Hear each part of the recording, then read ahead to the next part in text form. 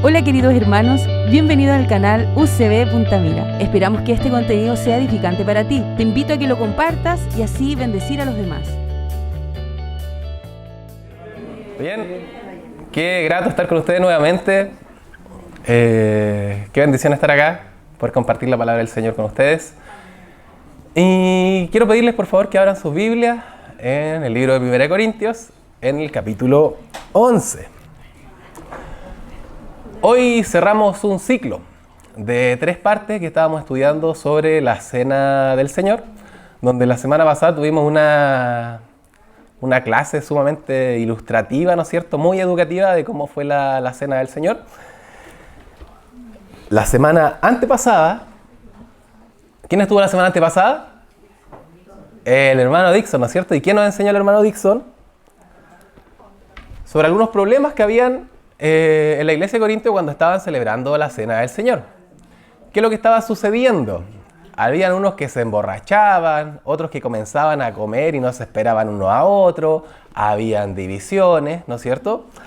Y el hermano Eloy la semana pasada nos instruyó más o menos en cómo debiera celebrarse y cómo debiéramos participar correctamente de la Cena del Señor. Y en medio del mensaje hubo una pregunta que fue, ¿se acuerdan que alguien hizo una pregunta? Que es como qué impedimento o requisitos pide nuestra iglesia para que alguien participe de la Cena del Señor. Y la respuesta ¿cuál fue? Que nosotros, como Iglesia de Punta Mira, nos adherimos a lo que dice la Biblia. Y precisamente lo que vamos a ver el día de hoy, que es para concluir más o menos esta serie de la Cena del Señor, es, si usted quiere ponerle nombre a este mensaje, póngale entre signo de pregunta, requisitos para poder participar de la Cena del Señor. ¿Ya? Así que vamos a comenzar leyendo el texto y después vamos a orar. 1 Corintios, capítulo 11, vamos a comenzar del versículo 27. Y dice así: de manera que el que come el pan o bebe la copa del Señor indignamente será culpable del cuerpo y de la sangre del Señor. Por tanto, examínese cada uno a sí mismo, y entonces coma del pan y beba de la copa. Porque el que come y bebe sin discernir correctamente el cuerpo del Señor, come y bebe juicio para sí. Por esta razón, hay muchos débiles y enfermos entre ustedes, y muchos duermen. Pero si nos juzgáramos a nosotros mismos, no seríamos juzgados. Pero cuando somos juzgados, el Señor nos disciplina, para que no seamos condenados con el mundo. Así que, hermanos míos, cuando se reúnan para comer, espérense unos a otros. Si alguien tiene hambre, coma en su casa, para que no se reúnan para juicio. Los demás asuntos los arreglaré cuando vaya. Oremos. Buen Dios, te damos gracias por el día de hoy, porque nos permite libremente poder juntarnos a poder estudiar de tu palabra, y queremos pedirte que durante esta mañana, Señor, sea tu iglesia edificada, que seamos guiados por tu Santo Espíritu, Señor, y que todo lo que aprendamos podamos ponerlo en práctica. En nombre de Jesús, amén. Hermanos, para ir más o menos como concluyendo, les dije que esta era la tercera parte y final de la serie de la Cena del Señor. Pero, ¿qué es la Cena del Señor? La Cena del Señor es, en resumen, un recordatorio, ¿no es cierto? Hagan esto en memoria de mí, un recordatorio de lo que Jesús hizo por nosotros. ¿Y ustedes han preguntado alguna vez por qué de esta forma? ¿Por qué con vino? ¿Por qué con pan? ¿Por qué no pudo simplemente el Señor haber dicho, recuérdenme con, no sé, este corito, esta alabanza? Y lo cantaron y nosotros repetimos el corito, ¿no es cierto? Pudieron haber miles de formas de que el Señor nos haya instruido de cómo recordar lo que Él hizo por nosotros. No sé si alguna vez ustedes se lo han preguntado. Y yo me lo pregunté. Y yendo al Antiguo Testamento, no sé si ustedes conocen el Shema judío. Hay un texto en Deuteronomio que dice, oye pues Israel, que el Señor tu Dios uno es. Y dice, amarás al Señor tu Dios con todo tu corazón, con toda tu mente, con toda tu fuerza, y estas palabras que yo te mando hoy las recordarás a tus hijos, a los hijos de tus hijos, y las recordarás cuando vayas en el camino, al levantarte, al acostarte, cuando vayas al trabajo. Siempre estar recordando y repitiendo la palabra del Señor. Y llega un punto en el texto en que dice, y las atarás a tus manos, y las atarás a tu frente, y las pegarás en los postes de tu casa y en las puertas de tu casa. ¿Qué es lo que quiere el Señor? Que constantemente nosotros estemos repitiendo y recordando.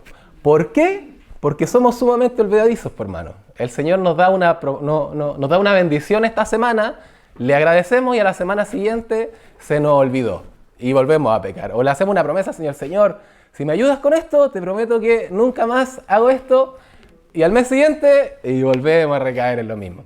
¿Por qué? Porque somos sumamente olvidadizos. Entonces, como el Señor sabe que somos olvidadizos, Él que es lo que quiere de nosotros, que estemos recordando y repitiendo, y que su palabra incluso esté pegada hasta en las puertas, en las paredes, en los pilares de las casas. ¿Para qué?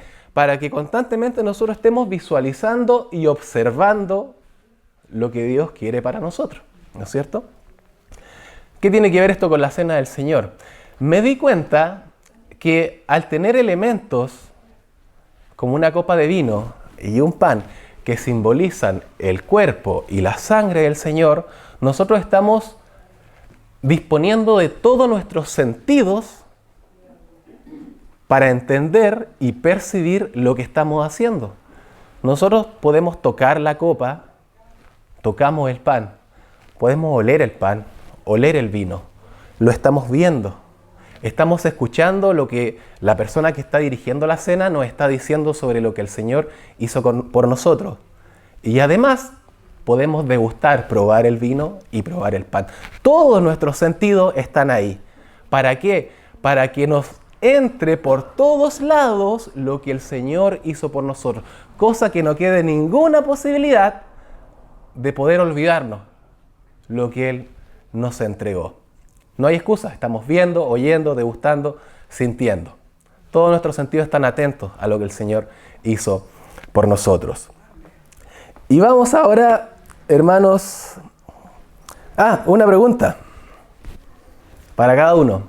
Si esto es un recordatorio de lo que Jesús hizo por nosotros, como iglesia, obviamente, cada uno en forma particular recuerda lo que Jesús hizo por usted, en su casa, ¿no es cierto?, en el trabajo, etcétera, etcétera. Pero en comunión, en la iglesia, si a través de los elementos recordamos lo que Jesús hizo por nosotros, ¿cuántas veces querrá Jesús que lo recordemos a través de los símbolos que Él estableció? ¿Una vez al año? ¿Una vez al mes? Entonces, eso significa que cada vez que nos juntamos tenemos que celebrar la cena del Señor.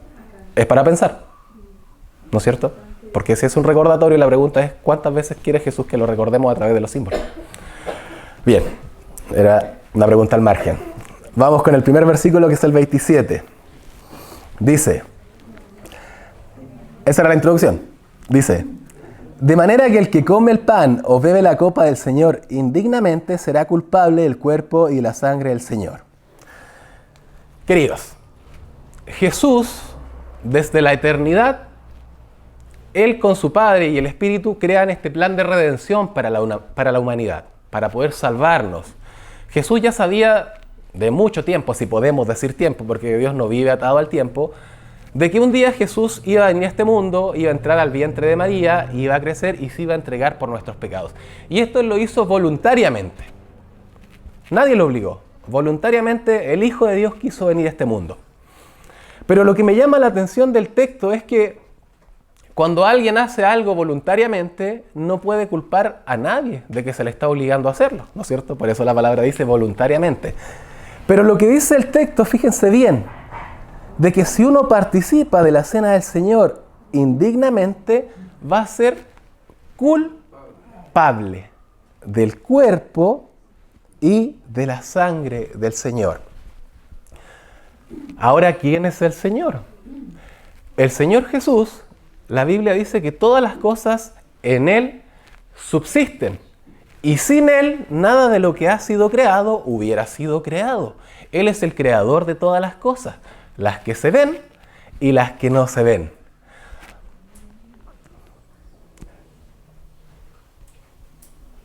¿Alguien acá le gustaría ser culpable de la muerte del Creador? ¿Se dan cuenta que es algo sumamente grave e importante? Y vamos siempre leyendo los textos con la pregunta del título en mente, que es ¿quién puede participar de la cena del Señor? ¿Ya? Ese es el título. Y llega un punto en el que... ¿Vieron el podcast de la semana pasada? ¿De Eloy? ¿Lo vieron? Ya. Los chiquillos estaban conversando más o menos de algún como reglamento interno de la misión en realidad para poder participar de la Cena del Señor. Y los chiquillos estaban conversando sobre el tema de tiene que ser bautizado, tiene que estar en comunión con el Señor, ¿no es cierto? Como a cuentas con el Señor. Me llamaba mucho la atención esa palabra porque se usa, es como muy de UCB estar a cuentas con el Señor. Y yo me preguntaba a veces, no pensando en el reglamento, sino que cuál es el espíritu del reglamento. O sea, cuál es el núcleo, cuál fue la intención inicial de poner un reglamento sobre quién puede participar y no puede participar. Y leyendo este texto, puedo llegar a la conclusión, sin yo haber estado ahí en esa reunión cuando se inventaron este reglamento, de decir que la intención de un liderazgo es que ningún participante de la Cena del Señor sea hallado culpable de la muerte de Cristo. Porque es gravísimo que uno sea hallado culpable, responsable de la muerte de Cristo. Y la pregunta es, ¿y entonces qué hacemos? ¿Cómo sabemos si somos dignos? Porque acá dice de participar, ¿no es cierto?, indignamente, es de no darle la dignidad que merece, de no pensar y entender y sopesar lo que Jesús hizo por nosotros, porque eso es lo que estamos recordando. Y vamos al versículo 28 que dice: por tanto, conclusión, examínese cada uno a sí mismo y entonces coma el pan y beba la copa. Sumamente fácil, hermano. Dice, examinarse a uno mismo. Yo no tengo que ir a entrevistarme con el pastor, ni con los ancianos y preguntarle a alguien, o a mi esposo, a mi esposa, ¿seré digno de poder participar de la cena del Señor? No, hermano. Cada uno tiene que autoexaminarse y ver si lo que está haciendo lo está haciendo con dignidad. Y entonces puede participar de la cena del Señor. Hermanos, acá, si ustedes me preguntan, ¿querrá el Señor que nosotros participemos de la cena del Señor? Por supuesto que sí, por hermano.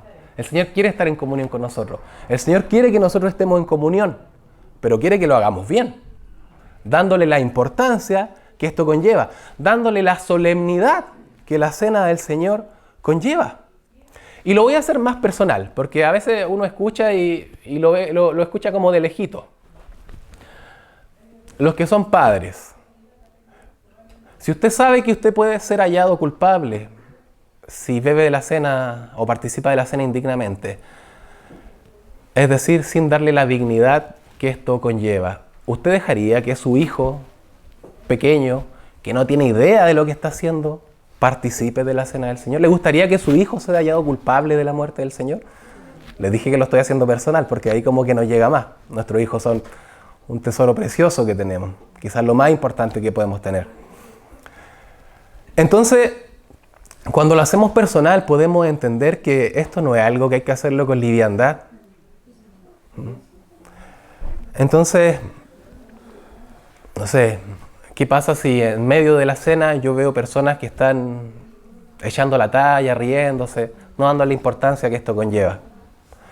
Yo en mi mente solamente pienso, digo, ¿entenderán realmente lo que esto significa? ¿Entenderán realmente lo que estamos recordando? Y la respuesta es no, porque si tú te estás riendo en medio de una ceremonia tan importante es porque no le estás dando el peso que esto conlleva. Y vas a ser culpable de la muerte del Señor. Porque el texto lo dice, hermano. Y seguimos con el versículo 29. Porque el que come y bebe sin discernir correctamente el cuerpo del Señor, come y bebe juicio para sí. Esto es tan importante, hermanos, que Pablo lo repite por segunda vez. Ya lo dijo en el versículo 27, ahora lo vuelve a repetir en el versículo 29.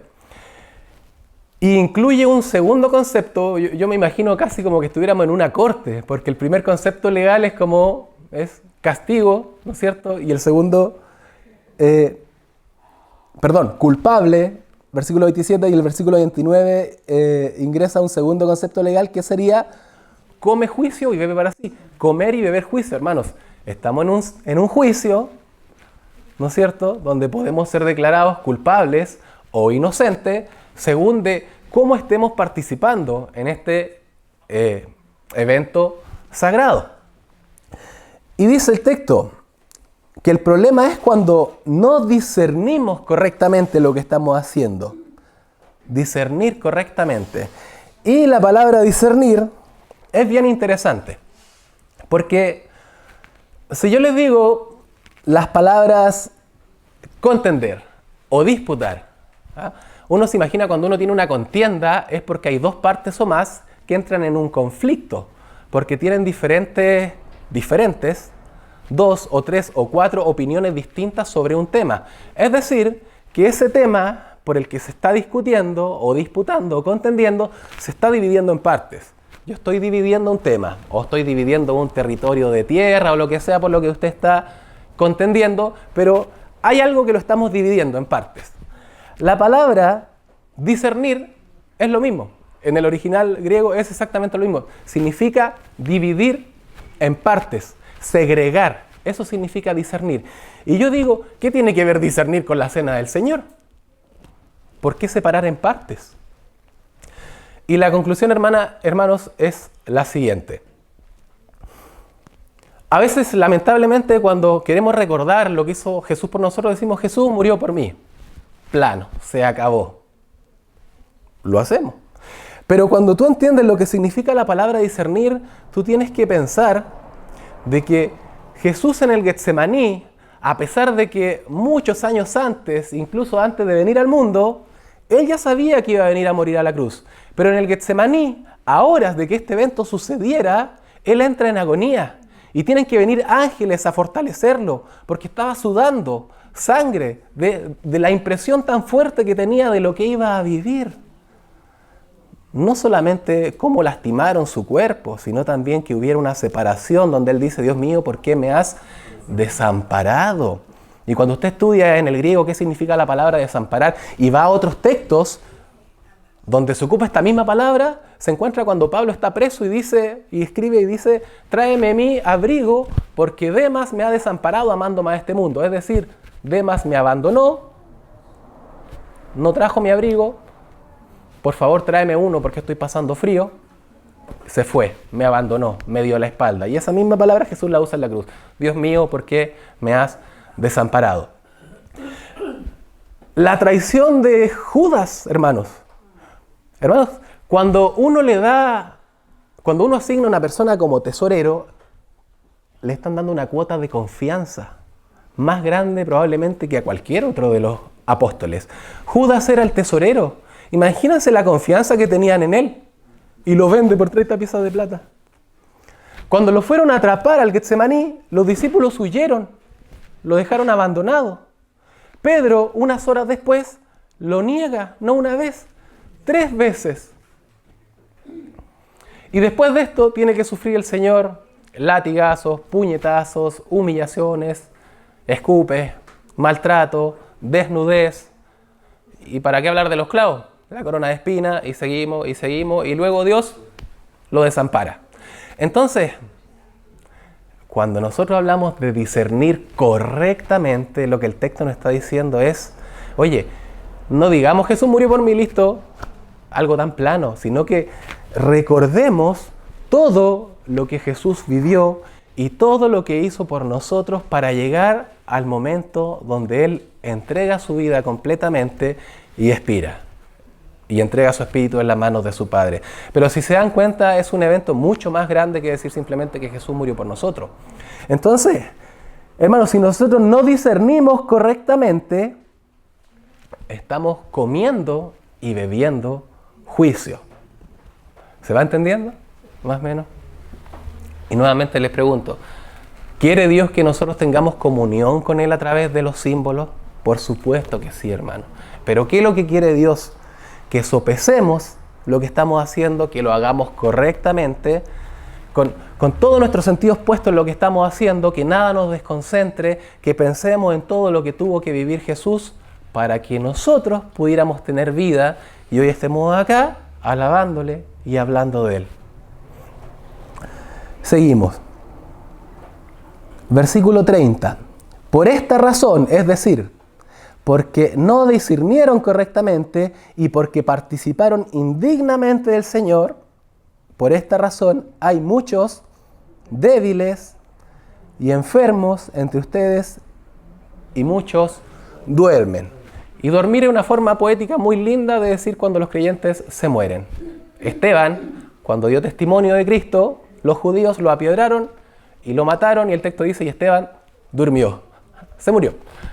Entonces, lo que nos está diciendo el texto, hermano, es que a causa de no participar correctamente de la cena del Señor, no es un juicio poético, es un juicio real de parte del Señor, un castigo real de parte del Señor, una disciplina real de parte del Señor, en donde los hermanos se estaban enfermando, se estaban debilitando, y algunos que no se arrepentían llegaban a tal punto que el Señor se los llevaba, como parte de disciplina del Señor para su iglesia.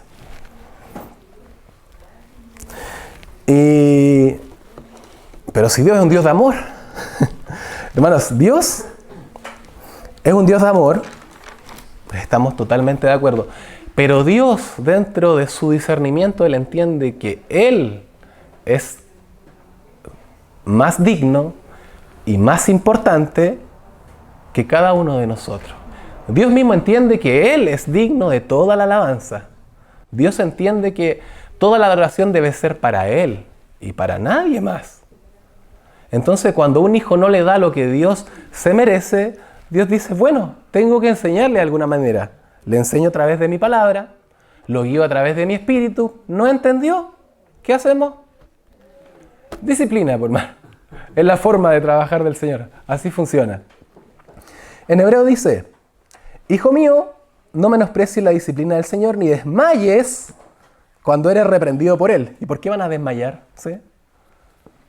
Porque no era algo grato. Ni desmayes cuando eres reprendido por Él. Porque el Señor al que ama, disciplina y azota a todo el que recibe por hijo. Entonces, leído este texto, no me parece raro que los hermanos de la iglesia de Corintios estuvieran muriendo.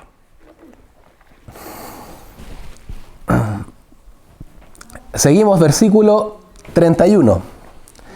Pero si nos juzgáramos a nosotros mismos, no seríamos juzgados, entre paréntesis, por el Señor.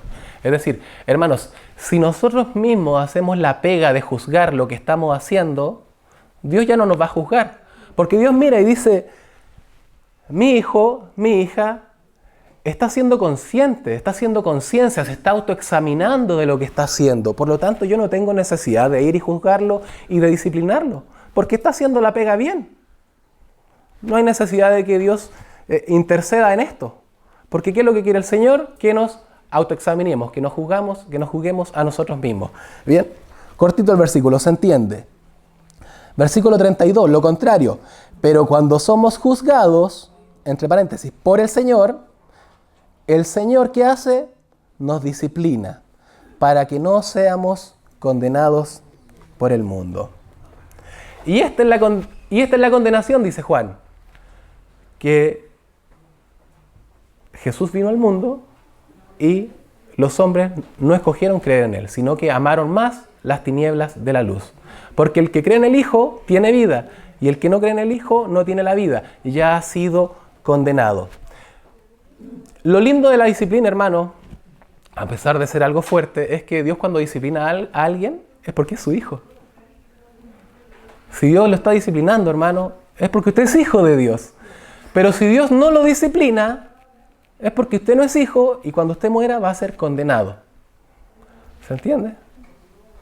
Dios al que ama, disciplina y azota a todo el que recibe por hijo. Pero si usted no es hijo, Dios no lo disciplina, lo deja hacer.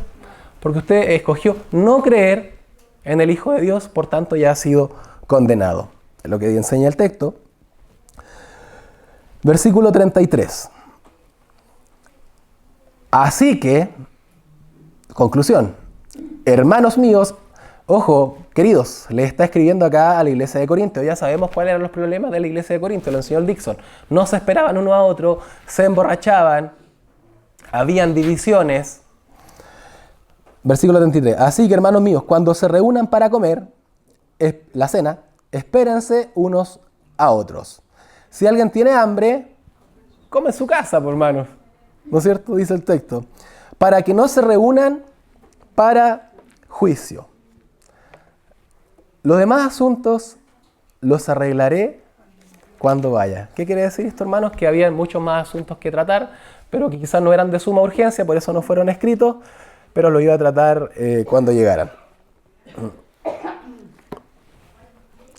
Hermanos, nuevamente, no es mi intención poner trabas a la iglesia para que no participen en la cena del Señor.